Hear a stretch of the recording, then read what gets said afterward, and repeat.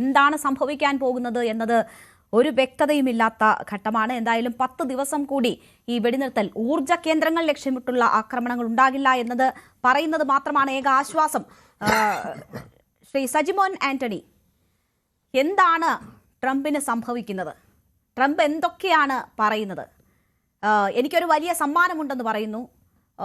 അത് ഇപ്പോൾ ഇന്ന് അദ്ദേഹം വ്യക്തമാക്കിയിരിക്കുന്നത് 10 കപ്പലുകൾ ഹോർമുസ് കടന്നിരിക്കുന്നു എന്നതാണ് ആ സമ്മാനമെന്നാണ് ട്രംപ് പറയുന്നത്. എന്നെ ഇറാന്റെ പരമോന്നത നേതാവാകാൻ വിളിച്ചിരിക്കുന്നു എന്ന് ട്രംപ് പറയുകയാണ്. മാനസിക വിഭ്രാന്തിയാണോ ട്രംപിനെന്ന് തോന്നിപ്പോകുന്നു ചില പ്രസ്താവനകൾ കാണുമ്പോൾ. രേണുക, തീർച്ചയായിട്ടും എനിക്ക് അതിനോട് വിയോജിക്കേണ്ടിയിരിക്കുന്നു.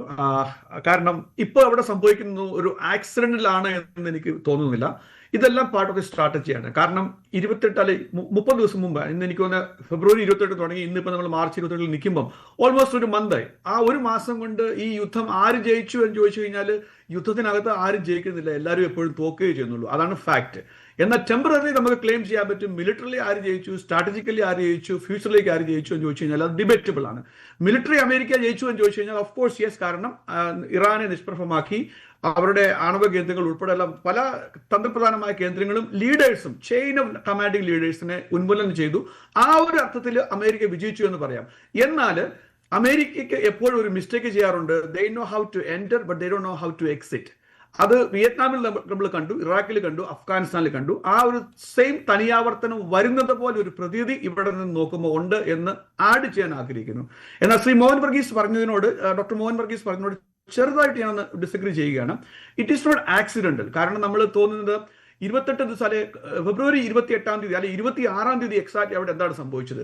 അവിടെ ഒരു സമാധാന കരാറിലേക്ക് വരുന്നു, ഒമാനിലെ ഡിസ്കഷൻ വരുന്നു. അടുത്ത 24 മണിക്കൂർ അല്ലെ 48 മണിക്കൂറിനകം ട്രീറ്റി സൈൻ ചെയ്യാൻ പോവുകയാണ് എന്നുള്ള ഒരു ശുഭവാർത്തയ്ക്ക് വേണ്ടി നമ്മൾ എല്ലാവരും വെയിറ്റ് ചെയ്ത സമയത്താണ് 28 തീയതി അവിടെ ഒരു സ്ട്രൈക്ക് നടക്കുകയും ഇറാന്റെ ഏകദേശം 45-50ഓളം ലീഡേഴ്സിനെ ഒരുമിച്ച് ഒറ്റയടിക്ക് കൊല്ലപ്പെടുകയും ചെയ്യുന്ന ഒരു സംഭവം ഉണ്ടായത്. അപ്പം ആ ഒരു സ്ഥിതിയിൽ എന്ന് വെച്ചാൽ ഇത് സ്ട്രാറ്റജിയുടെ പാർട്ടായിരുന്നു. ഓപ്പർച്യൂണിറ്റി നോക്കി അത് സ്ട്രൈക്ക് ചെയ്തു എന്നാണ് എനിക്ക് മനസ്സിലാക്കാൻ പറ്റുന്നത്. എന്ന് പറഞ്ഞ മുടക്ക് തന്നെ ഇവിടെ നിന്ന് സംസാരിക്കുമ്പം ഇവിടെയുള്ള അമേരിക്കൻ ജനത 61% ഈ വാറിന് എതിരാണ്. എന്നാൽ അപ്പൊ നിങ്ങൾ ചോദിക്കും, പിന്നെ എന്തുകൊണ്ടാണ് പ്രസിഡന്റ് ട്രംപ് ഇങ്ങനെ ഒരു തീരുമാനമെടുത്ത് പോകുന്നതെന്ന്?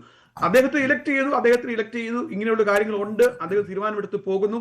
കോൺഗ്രഷണൽ അപ്രൂവിന് വേണ്ടി 60 ദിവസത്തെ ഗ്യാപ്പാണ് ഉള്ളത്. ആ 60 ദിവസത്തിനകത്ത് അദ്ദേഹം പോയി സ്ട്രൈക്ക് ചെയ്ത് തിരിച്ചു വന്ന് വിജയശ്രീലടനായി തിരിച്ചു വരണം എന്നുള്ള ഒരു സ്ട്രാറ്റജി ആയിരുന്നു. എങ്കിലും ഓരോ ആഴ്ചയും അത് മുന്നോട്ട് കഴിക്കുമ്പോഴത്തേക്കും അമേരിക്കൻ ജനതയ്ക്ക് മാത്രമല്ല ലോകത്തിലുള്ള മൊത്തത്തിലുള്ള ഒരു സമ്പദ് വ്യവസ്ഥയും മറ്റു കാര്യങ്ങളിലും ഒരു എന്താ പറയുക ഒരു വലിയൊരു പ്രശ്നം നേരിടുന്നുണ്ട് എന്നുള്ള കാര്യത്തിൽ സംശയമില്ല. എന്നാൽ അതിന്റെ ഒരു ഇമ്പാക്ട് ലെസ് ആണ് ഇവിടെ വരുന്നത്. കാരണം ഈ യുദ്ധം നടക്കുന്നത്, യുദ്ധഭൂമി എന്ന് പറയുന്നത് അമേരിക്കയിൽ നിന്നും മൈലുകൾ അപ്പുറത്താണ്. അതുകൊണ്ട് ഒരു കാഷ്വാലിറ്റിയുടെ രീതിയിൽ അല്ലെങ്കിൽ ഡയറക്റ്റ് അറ്റാക്ക് എന്നുള്ള രീതിയിൽ അമേരിക്കൻ ജനത വരുന്നില്ല. എക്സെപ്റ്റ് പെട്രോളിന്റെ ഗ്യാസിന് വില കൂടുന്നു. ഈ $2.20 അല്ലെങ്കിൽ $2.30 ആയിരുന്നുവെങ്കിൽ ഇന്നത് 4.5 വരുന്നു. 5 മേളിൽ പോകുമ്പോൾ അതൊരു വലിയൊരു സൈക്കോളജിക്കൽ ഇമ്പാക്റ്റ് ആണ് ഇവിടെ വരാൻ പോകുന്നത് എന്നുള്ള കാര്യത്തിൽ സംശയമില്ല. ഒന്ന്. രണ്ടാമത്തേത്, ഈ യുദ്ധത്തിന്റെ എക്സ്പെൻസ് ആര് ഉപയോഗിക്കുന്നു? അപ്പോൾ ഏകദേശം 2 ബില്യൺ തൊട്ട് 3 ബില്യൺ വരെയാണ് ഈ ഒരു എക്സ്പെൻസ് എസ്റ്റിമേറ്റ് ചെയ്തിരിക്കുന്നത്. അപ്പൊ അങ്ങനെ വരുമ്പോൾ ഓരോ ദിവസവും മുന്നോട്ട് പോകുമ്പോൾ ഇപ്പം അമേരിക്കൻ കോൺഗ്രസിന് മുമ്പിൽ ഏകദേശം 200 ബില്യന്റെ അപ്രൂവലിന് വേണ്ടിയുള്ള ഒരു റിക്വസ്റ്റ് ട്രംപ് അഡ്മിനിസ്ട്രേഷൻ വെച്ചിട്ടുണ്ട്. അതിനുവേണ്ടി ചൂടായ ഡിബേറ്റുകൾ നടന്നുകൊണ്ടിരിക്കുന്നു. കാരണം ഈ യുദ്ധം നമ്മുടെ അല്ല, ഈ യുദ്ധം ഇസ്രായേലിന്റെയാണ്, അത് നിങ്ങൾ പോയി വാങ്ങിച്ചുകൊണ്ട് വന്നതാണ് എന്നുള്ള തരത്തിലുള്ള വ്യാഖ്യാനങ്ങളും ഇതിനകത്ത് വരുന്നുണ്ട്. ഏതായാലും ഇപ്പൊ ഈ നടക്കുന്ന കാര്യങ്ങൾ സ്ട്രാറ്റജിക്കലി ചിന്തിക്കുകയാണെങ്കിൽ ഇതൊരു ആക്സിഡന്റിലല്ല. അത് ഫെബ്രുവരി 28 തീയതി അല്ലെങ്കിൽ 26 തീയതി എന്താണ് നടന്നത് അതിന്റെ ആ ഒരു സ്ട്രാറ്റജിയുടെ തനിയാവർത്തനമാണ്. അവിടെ ഇരുന്നു കൊണ്ട് ഈ യുദ്ധം നിർത്താനാണോ അതോ കൂടുതൽ ശക്തമാക്കാനാണോ ട്രംപ് ശ്രമിക്കുന്നത്? അതിൽ ഒരു മറുപടി പറയാൻ പറ്റുമോ? എന്താണ് അവിടുത്തെ വികാരം? ട്രംപ് ഒരു ഭാഗത്ത് കൂടി സൈനിക വിന്യാസം ശക്തമാക്കുകയാണ്, മറുഭാഗത്ത് ഇറാനുമായി ചർച്ച നടത്താതെ തന്നെ ചർച്ച നടന്നു, അവർ ആവശ്യപ്പെട്ടു, അവർ അപേക്ഷിച്ചു, അവർ യാചിച്ചു, ഞാൻ വെടിനിർത്തുന്നു എന്ന് പറയുകയാണ്. അപ്പോ എന്താണ് ട്രംപ് ലക്ഷ്യമിടുന്നത് എന്നൊരു ചോദ്യമുണ്ടല്ലോ. അതിനെയൊക്കെ ഒരു യുദ്ധത്തിന്റെ സ്ട്രാറ്റജിയുടെ പാർട്ടായിട്ട് മാത്രമേ ഇവിടെ നിന്ന് കാണുന്നുള്ളൂ. കാരണം ഇപ്പം റിപ്പോർട്ട് അനുസരിച്ചിട്ട്, അൺകൺഫേം റിപ്പോർട്ട് അനുസരിച്ചിട്ട് ഏകദേശം 10,000-ഓളം US ട്രൂപ്പുകൾ ആ ഏരിയയിലേക്ക് വരുന്നുണ്ട്. 2,500 ഓൾറെഡി ഓൾമോസ്റ്റ് ലാൻഡ് ചെയ്തു എന്നാണ് എനിക്ക് അറിയാൻ കഴിയുന്നത്. ബാക്കി അഡീഷണൽ 7,500 അങ്ങോട്ട് വരുന്നുണ്ട്. അപ്പൊ അതിന്റെ അർത്ഥം America is preparing for A land war. Iran അതാണ് ആഗ്രഹിക്കുന്നത്. എന്നാൽ അങ്ങോട്ട് വിന്യസിച്ചാലും ലാൻഡ് വാറിലേക്ക് ചെന്ന് പെടുമോ എന്ന് ചോദിച്ചു കഴിഞ്ഞാൽ എനിക്കറിയില്ല. പക്ഷേങ്കിൽ അമേരിക്കൻ ജനത അത് ആഗ്രഹിക്കുന്നുണ്ടോ, ഇൻക്ലൂഡിംഗ് റിപ്പബ്ലിക്കൻ പാർട്ടിയിലുള്ള സീനിയർ ലീഡേഴ്സ് ഒക്കെ അതിനോട് അപ്രൂവ് ചെയ്യുന്നുണ്ടോ എന്ന് ചോദിച്ചു കഴിഞ്ഞാൽ ആൻസർ ഇല്ല എന്നുള്ളതാണ്. പക്ഷെ ട്രംപിന് അവിടെ പോയിട്ട് ഈ ഒരു സ്ട്രൈക്ക് ഇട്ട് ഇസ്രായേലിന്റെ കൂടെ പോയിട്ട് തോറ്റു വരാൻ പറ്റത്തില്ല എന്നുള്ള കാര്യത്തിൽ സംശയമില്ല. അപ്പൊ അതുകൊണ്ടിട്ട് ഈ യുദ്ധം എല്ലാ മുഖത്തിലും ജയിക്കേണ്ടത് ട്രംപിന്റെ ഒരു പ്രസ്റ്റീജ് ആവശ്യമാണ്, അല്ലെങ്കിൽ അമേരിക്കയുടെ ഒരു ആവശ്യമാണ്. ട്രംപ് മുഖേന ആ ഒരു രീതിയിൽ വരുമ്പം ഒരു സൈഡിൽ കരയുദ്ധത്തിനുള്ള പ്രിപ്പറേഷൻ നടക്കുന്നുണ്ട്, മറു സൈഡിൽ ചർച്ചകൾ നടക്കുന്നുണ്ട്. അതിന്റെ അർത്ഥം ചർച്ച ഫെയിൽ ആവുകയാണെങ്കിൽ ഒബിയസ്ലി ഒരു ലാൻഡ് വാറിലേക്ക് പോകുന്ന ഒരു സിറ്റുവേഷനിലേക്കാണ് കാണുന്നത്. ഞാൻ ആഗ്രഹിക്കുന്നുണ്ടോ അല്ല മാക്സിമം മജോറിറ്റി ഓഫ് അമേരിക്കൻ ജനത ആഗ്രഹിക്കുന്നുണ്ടോ എന്ന് ചോദിച്ചാൽ അതിന്റെ ആൻസർ ഞാൻ ആദ്യം പറഞ്ഞു കഴിഞ്ഞിരുന്നു. 61% അമേരിക്കൻ ജനത ഈ വാറിനെ ഒപ്പോസ് ചെയ്യുകയാണ്.